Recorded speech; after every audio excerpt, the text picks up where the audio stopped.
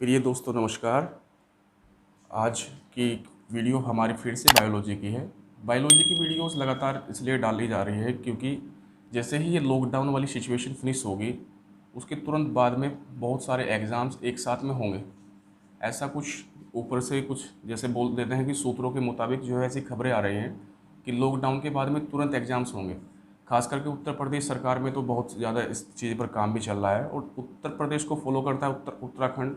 तो उत्तराखंड में भी कुछ बता रहे हैं कि 6,000 के आसपास में वैकेंसी ग्रुप सी में अभी ड्यू पड़ी हुई है, हो सकता है वे वाली पोस्ट आए। उसके अलावा उत्तराखंड में भी एसआई की, सब इंस्पेक्टर की और कांस्टेबल की कुछ भर्तियां अभी पेंडिंग है, वो भी आने वाली है।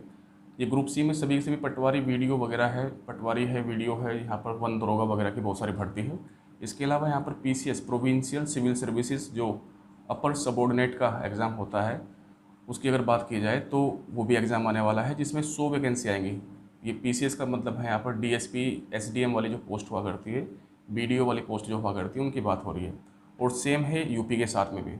बात करें अगर इन दोनों एग्ज़ाम्स की, इसके अलावा एग्ज़ाम है जैसे रेलवेज़ में भी एनटीपीसी का एग्ज़ाम कुछ दिन पहले, आपको पता है कि इसका फॉर्म बहुत बच्चों ने भरा हुआ है। उसके साथ साथ में ही ग्रुप डी का जो एक एग्ज़ाम होना बाकी है रेलवे का, रेलवे रिक्रूटमेंट बोर्ड ने इसका फॉर्म तो काफ़ी पहले आपसे फिलअप करा चुका है वो, लेकिन अभी इसका एग्ज़ाम बाकी था। अभी कोरोना की वजह से थोड़ा सा और लेट हो जाएगा ये, लेकिन ऐसी कुछ जो खबरें आ रही हैं कि आने वाले लगभग सितंबर अक्टूबर के आसपास में एग्ज़ाम्स दोनों को दोनों ही फिनिश होने वाले हैं ये भी। और ये सभी के सभी एग्ज़ाम भी इसी ड्यूरेशन में आने वाले हैं। मैंने इतनी सभी एग्ज़ाम्स की बात के साथ साथ में एसएससी की बात अगर करें तो एसएससी का आपको पता है कि एसएससी में अभी सीजीएल का एग्ज़ाम जो है प्रीलिम्स हुआ है उसका, जो लेटेस्ट वाला था। उसके अलावा और भी बहुत सारे एग्ज़ाम्स होने बाकी हैं एसएससी के, जिनमें सीपीओ का मेंस भी बचा हुआ है। तो बाकी मेंस में तो आवश्यकता नहीं पड़ेगी जीएस की, लेकिन एसएससी के भी डिफरेंट एग्ज़ाम में जो जीएस वाला सेक्शन आता है तो उसमें जो अगर मान लेते हैं 50 क्वेश्चंस आते हैं जीएस के या जीके के, तो आप किसी भी एग्ज़ाम को एसएससी के उठा करके एनालाइज कर सकते हो कि 20+ क्वेश्चंस जो है वो साइंस से आते हैं वहाँ पर। जितने भी एग्ज़ाम्स ये वाले मैं इनकी बात कर रहा हूँ, उत्तर प्रदेश की अगर बात करें, उत्तर प्रदेश के पेपर में 100% अगर जीके के क्वेश्चन है तो उनमें 25% से ज़्यादा ही क्वेश्चंस इसके जो सेक्शन है साइंस वाला वहाँ से पूछे जाते हैं। मैंने पहले भी वीडियो में जो इस चीज़ को डिक्लेयर किया हुआ है और मैंने आपको ये भी बताया हुआ है कि अगर जो साइंस वाला सेक्शन है, साइंस में से जो क्वेश्चंस पूछे जाते हैं उनमें से लगभग 40 से 50% हिस्सा तो केवल बायोलॉजी का आता है। यही वजह है कि हम बायोलॉजी को ही कंटिन्यू कर रहे हैं और आने वाले टाइम में इन चीज़ों को बिल्कुल फिनिश कर देंगे। और 10 से 12 वीडियोज़ इसकी आनी बाकी है। बाकी की 10 से 12 वीडियोज़ में क्या क्या चीज़ें रहेंगी थोड़ा सा उनको भी डिस्कस करेंगे हम यहाँ पर। बाकी की 10 जो वीडियोज़ 10 आ चुकी है हमारी, उसमें हमने फैक्ट्स के बारे में जाना बहुत सारे। कुछ ऐसी वीडियोज़ हमने जो यहाँ पर देखी हैं उनमें हमारे बहुत सारी चीज़ें कवर हो चुकी है। हमने बायोलॉजी की हमें बेसिक जानकारी तो हुई, उसके अलावा हम बहुत सारे फैक्ट्स को भी यहाँ से हमने जाना है, जहाँ से बहुत बार बहुत सारे क्वेश्चंस पूछे जा चुके हैं ऑलरेडी। आप लोग जब ये क्लास करते हैं तो क्लास करने के साथ साथ में आप प्रैक्टिस भी इसकी कर सकते हैं। प्रैक्टिस करने के लिए आप कहाँ पर जा सकते हैं, लुसेंट की किताब आती है जीके ऑब्जेक्टिव, आप अगर वन डे एग्ज़ाम की तैयारी कर रहे हो तो। उसी के अलावा अगर समसामयिक की घटना चक्र की बात करें तो 2 किताबें आती हैं। एक तो आती है पीएससी लेवल की, पब्लिक सर्विस कमीशन की, एक एसएससी की। तो एसएससी की जो घटना चक्र है या पीएससी की जो घटना चक्र है, अगर आप वहाँ पर जो आए हुए क्वेश्चन से प्रीलिम्स में यानी कि पीसीएस में जो प्रीलिम्स में क्वेश्चंस आए हुए वो भी लगभग आपको सारे मिल जाएंगे यहाँ से। एसएससी में जो क्वेश्चंस पूछे जाते हैं आप प्रैक्टिस सेट में देखोगे तो लगभग आपको 90% से ज़्यादा क्वेश्चंस यहाँ पर दिखाई पड़ रहे होंगे इन्हीं वीडियो के माध्यम से, जो वीडियोज़ आपके पास में आ रही हैं। तो 10 वीडियोज़ ऑलरेडी जो आ चुकी है हमारी, 10 वीडियोज़ में बाकी में क्या क्या आना बाकी है उनको थोड़ा डिस्कस करते हैं। बाकी की 10 से 12 वीडियोज़ जो आएंगी उसमें हमें पढ़ना है सबसे पहले प्लांट के बारे में। और प्लांट को हमने ऑलरेडी अपनी 10वीं वीडियो में शुरू कर दिया था, जहाँ पर हमने 10वीं से भी पहले शायद उसको शुरू कर दिया था, जहाँ पर हमने कवक यानी कि फंजाई के बारे में जो जाना था। इसकी स्टडी को हम माइकोलॉजी बोल रहे थे। तो हमने इसको की जो शुरुआत कर दी थी, जो कि एक नॉन ग्रीन प्लांट माना जाता है, यानी कि एक ऐसा पौधा जिसका कलर हरा ना हो। अब इस प्लांट में बाकी में क्या क्या पढ़ना बाकी है, जो आज हमारा जो वीडियो है इसमें हम क्या क्या चीज़ें पढ़ेंगे इसी प्लांट से संबंधित। एक तो हम एल्गी के बारे में डिस्कस करेंगे यहाँ पर, यानी कि शैवाल के बारे में। उसके अलावा यहाँ पर टेरिडोफाइट है, ब्रायोफाइट है, जिम्नोस्पर्म है, एंजियोस्पर्म है। ये सभी के सभी जो प्लांट वाला जो सेक्शन बचा हुआ है वो हम आज देख लेंगे। ये एक ही वीडियो में सारी सारी चीज़ें आ जाएंगी। उसके बाद में फिर जो दूसरी वीडियो है, इसके बाद की जो वीडियो आएगी आज के बाद वाली, उसमें हम पूरे पूरे एनिमल किंगडम के बारे में समझेंगे। एनिमल किंगडम के बारे में यानी कि जंतु जगत के बारे में वहाँ पर पढ़ेंगे। डिफरेंट काइंड्स के जितने भी जो पृथ्वी पर पाए जाने वाले जीव जंतु हैं, उनको कैसे कैसे टेक्सोनोमी में कैसे कैसे कैटेगराइज किया हुआ है, वर्गीकृत किया हुआ है, उन चीज़ों को हम यहाँ पर समझ रहे होंगे। और उसके बाद में जो हमारे लगभग 10 के आसपास में जो वीडियोस रहेंगे, वो 10 वीडियोस हमारी रहेंगी ह्यूमन फिजियोलॉजी से रिलेटेड। इसको हम बोलते हैं मानव शरीर विज्ञान। मानव शरीर विज्ञान के अंतर्गत हम बहुत सारी चीज़ों को पढ़ते हैं। बहुत सारे सिस्टम्स हैं ऐसे, जैसे कि उत्सर्जी तंत्र होता है, एक्सक्रीटरी सिस्टम, रेस्पिरेटरी सिस्टम यानी कि श्वसन तंत्र होता है, डाइजेशन सिस्टम जो होगा उसको भी हम पढ़ेंगे, स्केलेटन सिस्टम होता है, कंकाल तंत्र जो नर्वस सिस्टम होता है, तंत्रिका तंत्र। ये 5 से लेकर के 6 सिस्टम्स ऐसे हैं जहाँ से बहुत ज़्यादा क्वेश्चंस पूछे जाते हैं। तो हमारी 2 वीडियोज़ के बाद में वो भी शुरू हो जाएगा यहाँ पर। प्यारे दोस्तों, हम आज शुरुआत करने जा रहे हैं प्लांट किंगडम की। और इस प्लांट किंगडम यानी कि इसको हम कह सकते हैं पादप जगत। इस पादप जगत में हमें क्या क्या चीज़ें पढ़नी, जिसका आज का पहला टॉपिक हमारा है एल्गी। एल्गी को हम क्या बोलते हैं? शैवाल कहते हैं। इसको शैवाल कहते हैं। ये पादप जगत का हिस्सा हम इसको क्यों मान के चल रहे हैं? क्योंकि ये भी हरा पौधा होता है। हरा पौधा का मतलब है ग्रीन प्लांट होगा। और ये जो ग्रीन प्लांट होता है क्यों होता है और इसके क्या क्या फंक्शंस हैं, उनको हम यहाँ पर समझेंगे। उससे पहले एक बात और डिस्कस करना चाहूँगा। कुछ स्टूडेंट्स ऐसा बोलते हैं कि आप जो है अपने वीडियोस में आप स्लाइड्स का यूज़ करें। स्लाइड्स के साथ साथ में आप कोई ना कोई ऐसी पिक्चर्स इंटरनेट से लेकर के उनको अपलोड करें साथ साथ में। तो मैं आप लोगों से बताना चाहूँगा, देखिए एक जो टीचर होता है, टीचर का जो ज़्यादातर फोकस रहता है वो बोर्ड पर ही रहेगा। टीचर जो अच्छा काम कर सकता है वो बोर्ड पर ही अच्छा काम कर सकता है।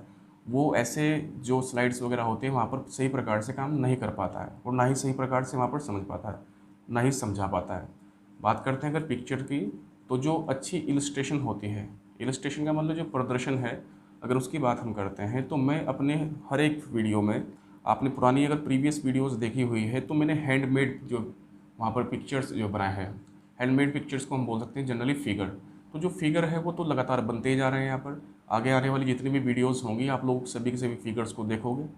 जनरली होता क्या है कि बायोलॉजी या साइंस का जो जनरल साइंस वाला पोर्शन है, अगर हम बात करते हैं यूपीएससी की या बात करते हैं स्टेट्स पब्लिक सर्विस कमीशन की, तो यहाँ पर तो सिर्फ और सिर्फ प्रीलिम्स में ही क्वेश्चंस आते हैं यहाँ पर।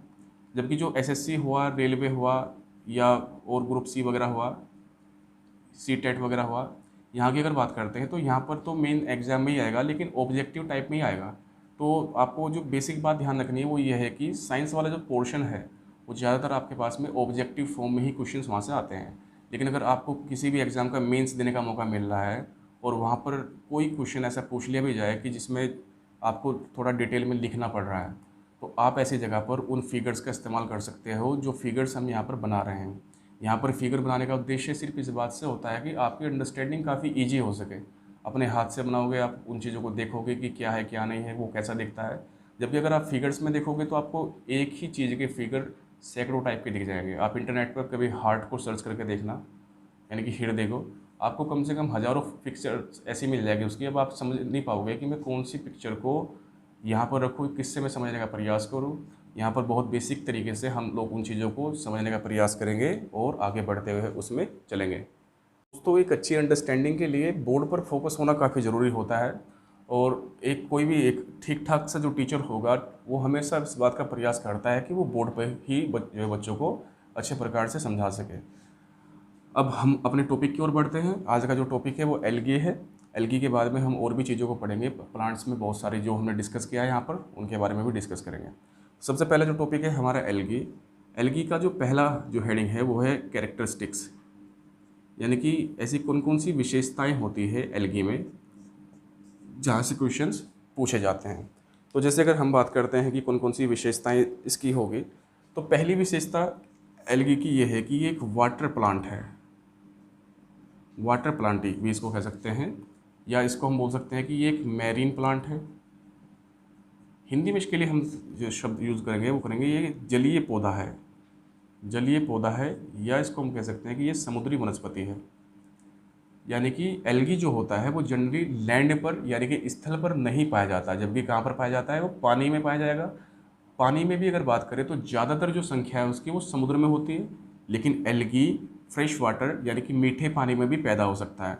जलीय का मतलब यहाँ पर किससे है, ये पूर्ण में भी हो सकता है, तालाब में हो सकता है, ये झील में भी हो सकता है, ये कभी कभी रिवर में भी हो जाता है, रिवर के कोनों वगैरह में कहीं ना कहीं ये हो जाता है, जो नदियाँ होती हैं। और समुद्र का तो आपको पता ही है, समुद्र में चाहे कोई छोटा समुद्र हो या बड़ा समुद्र हो, मैरीन प्लांट के रूप में एल्गी वहाँ पर मिलेगा ही मिलेगा। इसलिए ये बात आपको ध्यान रखनी है कि पृथ्वी पर अगर बात करते हैं बायोमास की, बायोमास की बात अगर करते हैं हम, जिसको हम जैव भार कहते हैं, पौधे के सभी स्पेसीज़ को मिला करके जो उसका मास बनता है उसको बायोमास कहते हैं। या बात कर ले हम नंबर की, नंबर का मतलब संख्या में भी, यहाँ पर बात हो रही है जैव भार की और संख्या, इन दोनों के हिसाब से अगर देखा जाए तो पृथ्वी पर सबसे ज़्यादा मात्रा में अगर कोई पेड़ पौधा या कोई वनस्पति मौजूद है तो कौन सी है, वो है एल्गी। यानी कि समस्त पेड़ पौधों में सर्वाधिक संख्या या सर्वाधिक जैव भार शैवाल का होता है, ये बात आपको ध्यान रखनी है। दोस्तों पहली विशेषता है कि शैवाल एक जलीय पौधा होता है। दूसरी जो इसकी विशेषता है कि इसका जो कलर होगा, इसका जो कलर यानी कि इसका रंग होता है वो ग्रीन होगा। इसका रंग कैसा होता है, हरा रंग होता है। आपको कुछ बेसिक बातें ध्यान रखनी है कि जिस भी पौधे का रंग हरा होता है, इसका मतलब हम ये मान के चलते हैं कि उसमें क्रोमोप्लास्ट पाया जाता है। क्रोमोप्लास्ट, क्रोमोप्लास्ट के ही अंदर हम पढ़ते हैं, उसके अंतर्गत क्लोरोफिल को, उसके अंतर्गत ही किसको पढ़ते हैं हम, पर्णहरित को। पर्णहरित का मतलब होता है पत्तियाँ कैसी होती हैं, हरे रंग की। लेकिन आपको ये भी ध्यान रखना है कि चूंकि जो एल्गी होता है, एल्गी थैलोफाइटा का हिस्सा होता है, थैलोफाइटा का हिस्सा होता है, हमने पिछली वीडियो में इस चीज़ को समझा था। और थैलोफाइटा जो होगा उसमें ना तो होती हैं पत्तियाँ यानी कि लीव्स वहाँ पर नहीं होती हैं, साथ ही इसके पास में ना होगा रूट्स यानी कि इसमें जड़ें भी नहीं होगी, और साथ ही साथ इसमें स्टेम यानी कि तना भी नहीं होता है। तो इसमें ये तीनों चीज़ें ही नहीं पाई जाती। बस ये एक प्रकार का थैलस लाइक स्ट्रक्चर होता है, थैलीनुमा एक पौधा होता है। ये जो होगा पौधा या जो ये वनस्पति है, इसमें आप अगर किसी तालाब में भी जा कर के इसको देख लो तो आपको ना तो वहाँ पर जड़ें दिखाई देगी ना पत्तियाँ, ये सारा का सारा एक जैसा ही होता है। तो इसीलिए इसमें ये तीनों चीज़ें नहीं पाई जाती। लेकिन होता क्या है कि जो भी इसका स्ट्रक्चर होता है पौधे का, वनस्पति का, उसका कलर हरा होता है। इसका मतलब ये मान के चला जाता है कि इसमें कहीं ना कहीं क्लोरोप्लास्ट या क्लोरोफिल पाया जाता है। इस क्लोरोफिल का यूज कहाँ पर होता है आपको पता है, इसका यूज होता है प्रकाश संश्लेषण में। और अगर प्रकाश संश्लेषण में इसका इस्तेमाल हो रहा है क्लोरोफिल का, तो जाहिर सी बात है कि ये पौधा कैसा होगा, अपना पोषण स्वयं करेगा। हमने पहले पढ़ा था इसको, यानी कि ये स्वपोषी होगा, जिसको हम ऑटोट्रोपिक कहते हैं। क्या कहते हैं इसको, ऑटोट्रोपिक, यानी कि अपना भोजन खुद से तैयार करने वाला पौधा होता है। इसीलिए ये खुद का पोषण स्वयं ही कर सकता है, यानी कि स्वयं का पोषण करने वाला। इसलिए इसको हम क्या कहते हैं, इसको हम स्वपोषित कहते हैं। जबकि जैसे हमने पढ़ा था कवक के बारे में, तो कवक अपना जो भोजन होता है वह खुद से तैयार नहीं कर पाता, इसीलिए वह किसी दूसरे पर आश्रित होता है।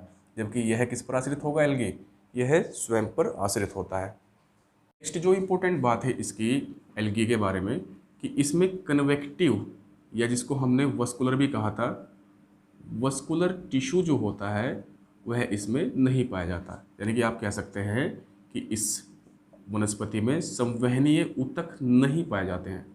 अब ये संवहनीय ऊतक क्या होते हैं, मैंने आपको पहले फिगर में भी के माध्यम से समझाया था, एक बार फिर से यहाँ पर थोड़ा डिस्कस करना चाहूँगा। कि मान लीजिए ये पेड़ है, पेड़ में ये रूट्स है, पेड़ की जड़ें हैं, यहाँ पर क्या है, ये पेड़ का तना है, स्टेम है, यहाँ पर ये जड़ है यहाँ पर, और जबकि ये क्या है, यहाँ पर पत्तियाँ हैं। तो मैंने आपको बताया था कि पेड़ में पोषण के लिए, पोषण का क्या होना चाहिए, ट्रांसफ़र होना चाहिए एक जगह से दूसरी जगह पर। अगर पेड़ में जो पोषण है वो पत्तियों से लेकर के अगर जड़ों तक जा रहा है, और ये पोषण कौन सी फॉर्म में होता है आपको पता है, कि जो पौधा होगा जिसमें फोटोसिंथेसिस हो रहा है, यानी कि इसमें क्या होता है, फोटोसिंथेसिस, प्रकाश संश्लेषण होता है, तो इसमें C6H12O6 यानी कि कार्बोहाइड्रेट, इसका निर्माण यहाँ पर होगा ही होगा, इसलिए तो ये अपना पोषण स्वयं करता है। तो जो ये कार्बोहाइड्रेट होता है ये पत्तियों से दूसरी जगह पर भी पहुँचना चाहिए, दूसरी जगह पर कहाँ पर पहुँचना चाहिए, यानी कि पत्तियों से स्टेम में भी जाना चाहिए और जड़ों में भी। इसको यहाँ से लेकर के यहाँ तक हेल्प जो करता है पहुँचाने में, उसको हम बोलते हैं फ्लोएम टिश्यू। उसको हम क्या बोलते हैं, फ्लोएम टिश्यू। इसके लिए हिंदी में भी शब्द यही होगा, फ्लोएम ऊतक इसको कहा जाता है। जबकि रूट्स के पास में क्या होता है, पानी भी होता है नीचे ज़मीन में, वहाँ पर कुछ एलिमेंट्स होते हैं, जैसे कॉपर हुआ उसका भी फ़ायदा होता है, एल्युमिनियम हुआ, बहुत सारे ऐसे तत्व भी होते हैं, मिनरल्स होते हैं, खनिज होते हैं, जो पौधे के पोषण के लिए ज़रूरी होते हैं, पौधे की ग्रोथ के लिए, उसकी वृद्धि के लिए, उसके विकास के लिए ज़रूरी होते हैं। तो वो सभी के सभी एलिमेंट्स पहले जड़ों से स्टेम में जाते हैं और फिर बाद में पत्तियों में पहुंचते हैं। तो जो जड़ से स्टेम से होता हुआ, आपको ध्यान रखना है कि बीच में स्टेम आएगा यहाँ पर, तो जो जड़ से ले करके पहले तने में गया, तना से फिर अल्टीमेटली पत्तियों में गया। तो जो ये पत्तियों तक पहुँचने वाला पोषण है, यानी कि ये जा रहा है यहाँ से, जैसे कि बहुत सारे मिनरल्स होते हैं, खनिज होते हैं, पानी होता है, समझ पा रहे हो, ये एक्सेट्रा यहाँ पर लिख सकते हैं। ये चीज़ें जड़ों से लेकर के पत्तियों तक जो पहुँचाता है उसका नाम होता है जाइलम टिश्यू, या इसको हम जाइलम ऊतक भी कह देते हैं। इसको क्या कह देते हैं, जाइलम ऊतक कह देते हैं। तो एक होता है फ्लोएम टिश्यू, एक होता है जाइलम टिश्यू। फ्लोएम टिश्यू क्या करता है, पत्तियों से कार्बोहाइड्रेट को लेगा, पहले तने में जाएगा, लेकर के तने को पोषण देगा, फिर अल्टीमेटली जड़ों तक जाएगा, उसका वो काम करता है फ्लोएम टिश्यू। जबकि जाइलम टिश्यू जड़ों से पानी को और मिनरल्स को लेकर के, पोषण को लेकर के पहले तने में जाएगा और फिर पत्तियों में। इस प्रकार से पूरे के पूरे पौधे का पोषण हो पाता है। लेकिन अगर हम बात करते हैं एल्गी की, तो एल्गी में ये जो ऊतक होते हैं, इनको ही हम कलेक्टिवली कन्वेक्टिव या वस्कुलर टिश्यू कहते हैं, या संवहनीय ऊतक कहते हैं। किनको, फ्लोएम को और जाइलम को। ये दोनों के दोनों ऊतक यहाँ पर पाए नहीं जाते। अगर ये दोनों ऊतक यहाँ पर नहीं पाए जाते हैं, इसका मतलब ये होगा कि पौधे का पोषण उस प्रकार से नहीं हो पाएगा जिस प्रकार से होना चाहिए। और जब पौधे का पोषण अच्छे प्रकार से नहीं होगा, तो जो प्लांट होते हैं एल्गी, वो बड़े रहेंगे कि छोटे, वो फिर छोटे हो जाएंगे। तो इसलिए इनको हम कहते हैं कि ये स्मॉल वेजिटेशन होता है। स्मॉल वेजिटेशन का मतलब होता है कि छोटी वनस्पति होती है, सूक्ष्म वनस्पति जिसको कह सकते हैं। आप सूक्ष्म लिखोगे तो ज़्यादा बेहतर है। तो ये सूक्ष्म वनस्पति होती है। आप सभी ये भी जानते हैं कि जो स्टडी होती है ऑफ एल्गी, यानी कि शैवालों का अध्ययन, क्या कहते हैं इसको, शैवालों का अध्ययन। तो शैवालों के अध्ययन को ही हम क्या बोलते हैं, इसको हम कहते हैं फाइकोलॉजी।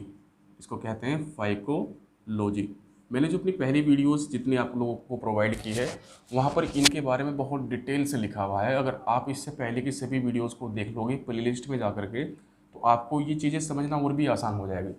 और मैं ये भी आपको रिकमेंड करूँगा कि जब आप लोग ये वीडियोस देखते हो, तो आप प्लीज़ प्रयास किया करें कि आप अपने नोट्स में या नोटबुक में इनको नोट करते चलें, क्योंकि बड़ी तेज़ी से जाती हैं ये चीज़ें। आपको 25 मिनट के इस वीडियो में बहुत सारा कंटेंट ऐसा मिलेगा कि आपके लगभग 6 से 7 पेजेस पे आपको वो लिखना पड़ेगा वहाँ पर। तब जा करके आप उसको फिर अच्छे से रिवाइज करोगे, तब वो आपकी समझ में और भी अच्छे प्रकार से आ पाएगा। तो इसमें इसकी स्टडी को कहते हैं हम फाइकोलॉजी। जो इसकी सेल वॉल होती है, यानी कि कोशिका भित्ति कहते हैं इसको। जो कोशिका भित्ति होती है किसकी, शैवाल की, वो किसकी बनी होती है, वो बनी होती है सेलुलोज की ही। सेलुलोज, जैसे मैंने आपको पहले भी डिस्कस किया था कि जो सेलुलोज होता है, पेड़ पौधे जितने भी होंगे उनकी सभी के सभी की जो सेल होते हैं कोशिका होते हैं। तो उन कोशिका की जो भित्ति होती है, यानी कि वॉल होती है, वो सेलुलोज से मिलकर के बनी हुई होती है। तो इसीलिए ये बिल्कुल इसकी जो कैरेक्टरिस्टिक्स है वो थोड़ी थोड़ी मैच करती है बड़े बड़े पौधों के साथ में। जो बड़े बड़े पौधे होते हैं उनकी सेल भी ऐसे होते हैं, उनकी सेल वॉल जो होती है वो भी इससे ही मिलकर के बनी हुई होती है। अब अगर इसकी और हम बात करते हैं, तो इसमें प्रमुख रूप से पाए जाने वाले विटामिन कौन कौन से हैं। ये क्वेश्चन पूछा गया है पेपर में कई बार, एसएससी ने तो खास करके बहुत बार पूछा है इसको, कि ऐसे कौन कौन से विटामिन होते हैं कि जो पाए जाते हैं किसमें, जो पाए जाते हैं शैवाल में। तो कौन कौन से विटामिन होते हैं, जैसे आपको ध्यान रखना है, पहले आता है ए, बी को हटा देना, फिर सी, फिर डी और फिर ई। बस ये आपको ध्यान रखना है कि यहाँ पर बी नहीं होगा, क्योंकि बी की बहुत सारी कॉम्प्लेक्स फॉर्म्स होती हैं। जब हम आगे डिस्कस करेंगे तो आप समझ पाओगे कि विटामिन जो बी होगा वो यहाँ पर क्यों नहीं होता है, क्योंकि इसकी जो कॉम्प्लेक्स फॉर्म्स होती हैं वो हर कहीं नहीं पाई जाती हैं। इसलिए विटामिन बी की अगर बात करते हैं तो ये बहुत रेयर मिलता है हमें, अलग अलग जगह से इसको हमें लेना पड़ता है। इसकी अलग अलग कॉम्प्लेक्स फॉर्म्स होती हैं, जैसे आपने सुना होगा राइबोफ्लेविन के बारे में सुना होगा, नियासिन के बारे में सुना होगा, आपने सुना होगा साइनोकोबालामाइन के बारे में। तो ये बहुत सारे विटामिन ऐसे होते हैं जो अलग अलग सोर्सेज से हमें प्राप्त होते हैं। आपको ये बात ध्यान रखनी है यहाँ पर कि ये वाले विटामिन यहाँ पर पाए जाते हैं। यहाँ पर बी वाला विटामिन नहीं पाया जाता है। कौन से पाए जाएंगे? ए, सी, डी और ई। तो ये कुछ शैवालों की कुछ विशेषताएं थी ये। उसके अलावा हम बात करें कि शैवालों का यूज़ क्या होगा। अगर बात करते हैं हम यूजेस की, यानी कि शैवालों के उपयोग की, तो यहाँ से कुछ क्वेश्चंस बनते हैं और पेपरों में आते हैं यहाँ से क्वेश्चंस। जैसे कि शैवाल में का यूज़ हम बहुत प्रकार से कर सकते हैं। जैसे हम खाने में यूज़ कर सकते हैं इसका। खाने में हम यूज़ कैसे कर सकते हैं? आपको ये बात ध्यान रखनी है कि समुद्र में बहुत सारी वनस्पति पाई जाती हैं अलग अलग टाइप की। इन्हीं वनस्पतियों के सहारे वहाँ की छोटी छोटी मछलियों से लेकर के बड़ी बड़ी मछलियाँ तक भी इन्हीं पर ही वहाँ पर रेलाई करती है, आश्रित करती है। जैसे बहुत सारे जो कोरल रीफ्स होते हैं, प्रवाल भित्ति होती हैं, वहाँ पर भी बहुत सारे शैवाल जो है होते हैं उस जगह पर भी। तो हम इस बात को समझेंगे यहाँ पर कि जो समुद्री जो जीव जंतु है वो तो इसका उपयोग करते ही हैं खाने में, हम इंसान भी सी फूड के रूप में इसका यूज़ करते हैं अपने भोजन में। तो जैसे फूड में हम जो देखें तो बेसिकली दो ऐसे टाइप के शैवाल होते हैं जिनका हम यूज़ करते हैं। जैसे पहले का नाम है पोरफायरा। पोरफायरा इसको बोलते हैं, या हिंदी में लिखा हुआ है इसको पोरीफेरा।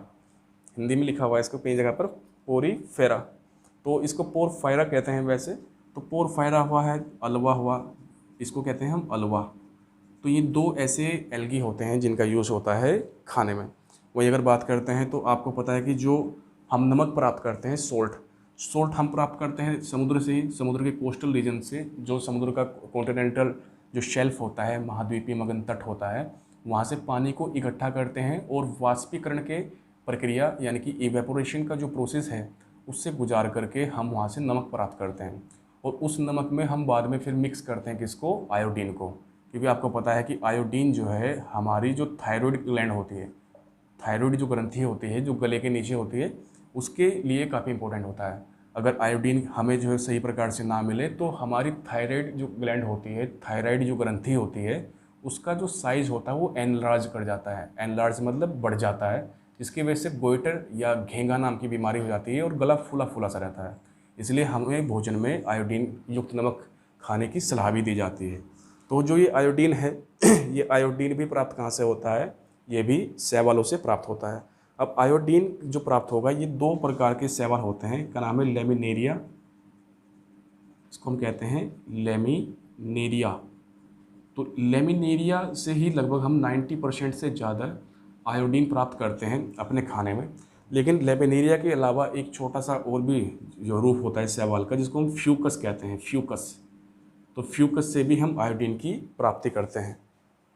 दोस्तों अगर इसके अलावा हम बात करें कि इसका और क्या यूज़ होगा, तो हम इसका यूज़ मेडिसिनल यूजेस में भी करते हैं, यानी कि टू मेक द मेडिसिन्स।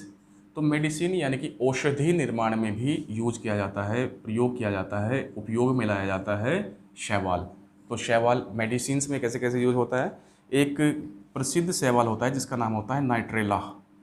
इसको हम कहते हैं नाइट्रेला। नाइट्रेला नाम का जो ये शैवाल होता है, इससे हम बनाते हैं मेडिसिन्स भी किसके लिए? मलेरिया के क्यूरिंग के लिए, मलेरिया को ठीक करने के लिए। जो मलेरिया नाम की बीमारी होती है, आपको पता है मलेरिया एक भयानक बीमारी होती है। आगे जब हम डिस्कस करेंगे तो हम वहाँ पर देखेंगे कि कौन कौन सी बीमारियाँ किस किस की वजह से होती है, उनको भी हम देखेंगे वहाँ पर। तो नाइट्रेला काफ़ी इंपॉर्टेंट जो है इस पर एक एल्गी होता है, एक शैवाल होता है जिसका हम यूज़ करते हैं। उसके अलावा एक और होता है जिसको हम बोलते हैं क्लोरेला। क्लोरेला। तो क्लोरेला नाम का जो शैवाल होगा, ये शैवाल भी जो है हम बहुत सारे मेडिसिन्स में भी यूज़ करते हैं। यहाँ तक कि इसके दो यूज़ हैं, मैं आपको ये बताना चाहूँगा। ये जो पहला यूज़ है इसका, वो तो है इसका फूड का। जनरली जो हमारे एस्ट्रोनॉट्स होते हैं, जो हमारे एस्ट्रोनॉट आप समझ रहे हो, अंतरिक्ष यात्री जो होते हैं, उन्होंने पहली बार अपने ही जो उनका स्पेसशिप है, जैसे कि हमारा एक इंटरनेशनल स्पेस स्टेशन है, आपको पता है कि जो नासा ने, यूरोपियन जो स्पेस एजेंसी है, कनेडियन स्पेस एजेंसी है, एक्सेट्रा, इनके जो है कंट्रीब्यूशन से बनाया गया है ये जो अंतर्राष्ट्रीय स्पेस स्टेशन है जो ऊपर घूमता है। तो वहीं पर ही एक जो है कक्ष में पहली बार उगा करके देखा था इस एस्ट्रोनॉट्स के फूड के लिए, जो अंतरिक्ष यात्री है उनके भोजन के लिए पहली बार एक ऐसी पृथ्वी की वनस्पति थी जो पृथ्वी से बाहर स्पेस के एक स्पेस क्राफ्ट में यानी कि ISS में, इंटरनेशनल स्पेस स्टेशन में, जिसको उगाया गया। तो वो कौन सा था? वो यही क्लोरेला था।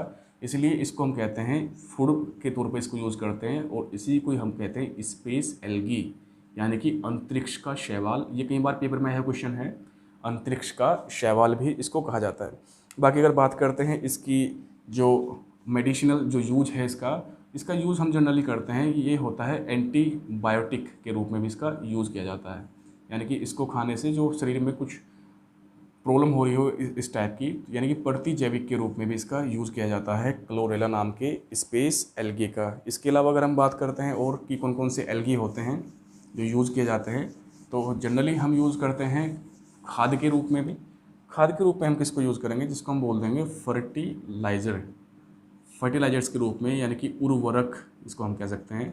उर्वरक के रूप में यूज होने वाले कौन कौन से एल्गी होते हैं? तो बड़े प्रसिद्ध 2 एल्गी होते हैं, कई बार पेपर में आए हुए हैं। एक का नाम है नोस्टॉक, एक का नाम है एनाबीना।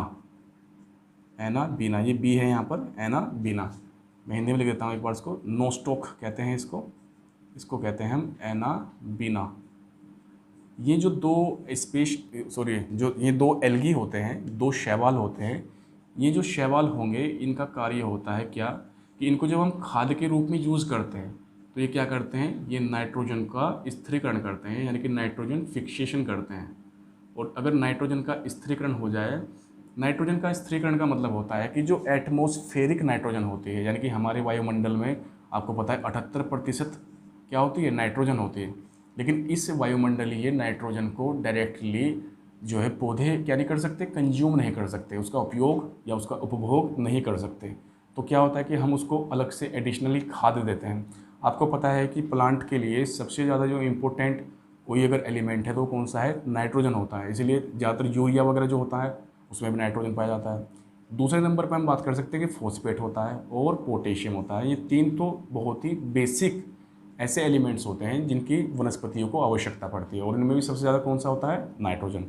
तो क्या होता है कि जो ये शैवाल होते हैं, ये इस एटमॉस्फेरिक नाइट्रोजन को जब हम इन शैवालों को खाद के रूप में खेत में डाल देते हैं, तो फिर ये क्या करते हैं? एटमॉस्फेरिक जो नाइट्रोजन होती है उसके कॉन्टैक्ट में आकर के नाइट्राइट्स बनाते हैं, और उन्हीं नाइट्राइट्स का यूज़ कर लेते हैं पौधे की जड़ें, और पौधे फिर क्या करते हैं? बहुत तेज़ी से ग्रो करते हैं। इसीलिए नोस्टॉक और एनाबीना क्या होते हैं? ये दोनों के दोनों नाइट्रोजन स्थिरीकरण यानी कि नाइट्रोजन फिक्सेशन में काम आते हैं।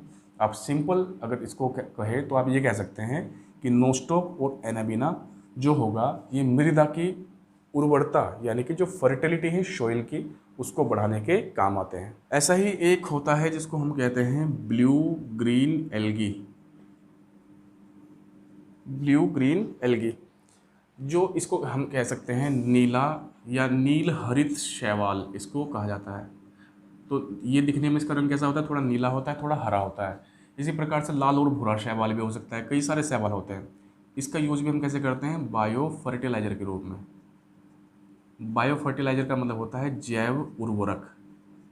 अब आप लोग सोच रहे होंगे कि ये जैव उर्वरक क्या होता है। आपको ध्यान रखना है कि एक तो फर्टिलाइजर उर्वरक ऐसा होता है जिसको हम रासायनिक उर्वरक कहते हैं, जिसको हम लेबोरेटरी में बनाते हैं। जैसे कि यूरिया आपने देखा होगा, जो खेतों में यूज़ करते हैं, वाइट वाइट से दाने होते हैं जिसके, उसको हमने कृत्रिम रूप से बनाया हुआ है, यानी कि वो मैनमेड होता है।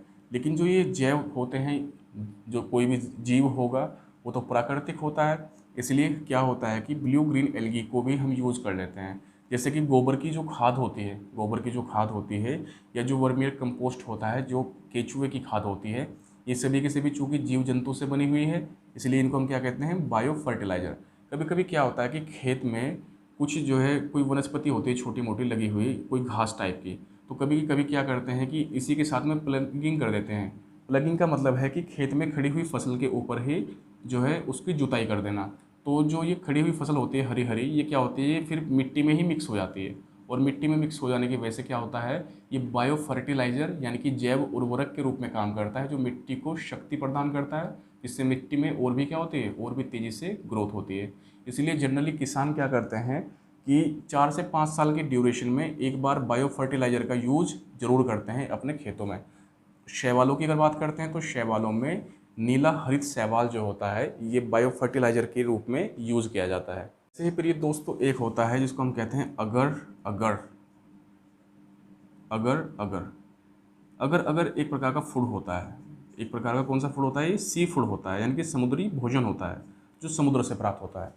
अगर अगर को हम कह सकते हैं जनरली सी ग्रास, यानी कि समुद्री घास भी इसको कहा जा सकता है, समुद्री घास इसको कहा जा सकता है। तो जो ये सी ग्रास होता है ये भी, जिसका नाम अगर अगर है, दरअसल ये भी क्या होता है? ये भी एक एल्गी ही होता है, यानी कि शैवाल ही होता है जिसका हम यूज़ करते हैं। तो उम्मीद है कि आपको समझ आ पाया होगा कि क्या क्या प्रयोग या क्या क्या उपयोग किए जा सकते हैं शैवालों के। यहाँ से बहुत सारे क्वेश्चन आते हैं। जैसे क्वेश्चन मैं आपको यहीं से ही अगर एक क्वेश्चन दूँ आप लोगों को, तो पूछा जाएगा कि निम्नलिखित में से कौन सा शैवाल मृदा की उर्वरता बढ़ाने में यूजफुल होता है। तो वहाँ पर क्वेश्चन में आपको कहीं ना कहीं दिया होगा कि रेड वाला, यानी कि रेड एल्गी, फिर दिया जाएगा वहाँ पर जो है ब्राउन एल्गी, फिर दिया जाएगा वहाँ पर ब्लू ग्रीन एल्गी, फिर दिया जाएगा नन ऑफ देम। तो आपको पता है कि कौन से वाला होगा? ब्लू ग्रीन एल्गी, यानी कि नील हरित शैवाल ऐसा होगा कि जो मृदा की उर्वरता को बढ़ाने में यूज किया जाता है। एक सवाल और भी बनता है यहाँ से, पेपर में पूछा गया है। पूछा पेपर में ये गया है कि सबसे ज़्यादा जो छोटा शैवाल होता है, यानी कि स्मॉलेस्ट एल्गी, सबसे छोटा शैवाल कौन सा होता है? ये पेपर में आया हुआ क्वेश्चन है। तो ऐसा होता है, उसका नाम होता है एसिटोबुलेरिया। एसिटोबुलेरिया, इसका नाम है एसिटोबुलेरिया। तो एसिटोबुलेरिया नाम का जो शैवाल होता है यह सबसे छोटा शैवाल होता है। ऐसा क्यों है? क्योंकि ये होता है यूनिसेलुलर।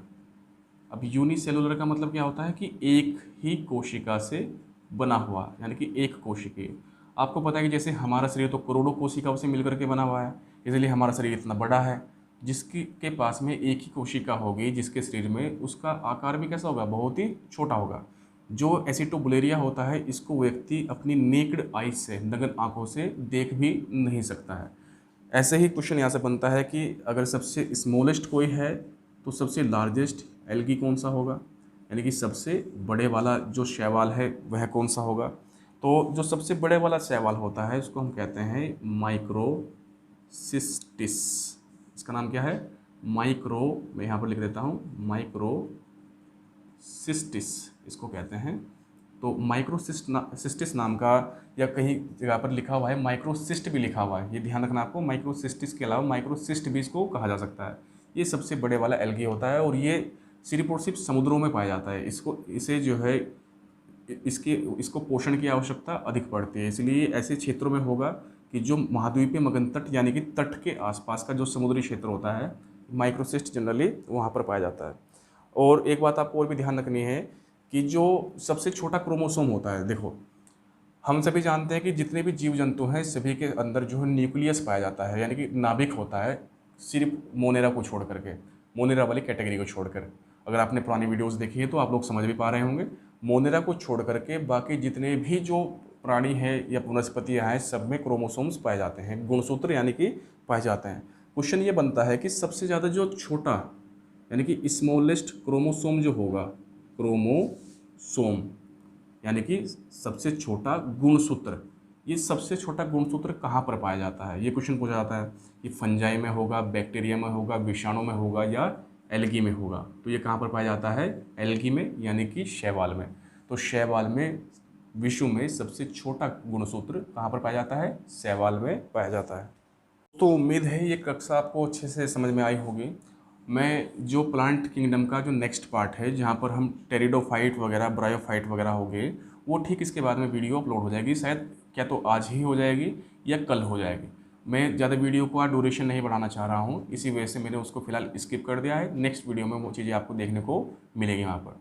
तो मेरी शुभकामनाएं आप लोगों के साथ में, और जल्द से जल्द जैसे लॉकडाउन ख़त्म होगा तो आपके एग्ज़ाम्स भी एकदम से शुरू हो जाएंगे। इसलिए आप लोगों को लगातार प्रयास करते रहना है कि आप इन चीज़ों को पढ़ें। देखिए एक बात और ध्यान रखनी है कि यूट्यूब पर आपको दुनिया भर के चैनल्स मिल जाएंगे।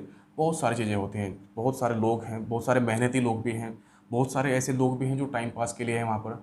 एक विद्यार्थी के लिए बड़ा मुश्किल काम होता है यह बात को समझ पाना कि कौन से चैनल से उसको पढ़ना चाहिए, कौन सा चैनल उसको अच्छा कंटेंट दे सकता है।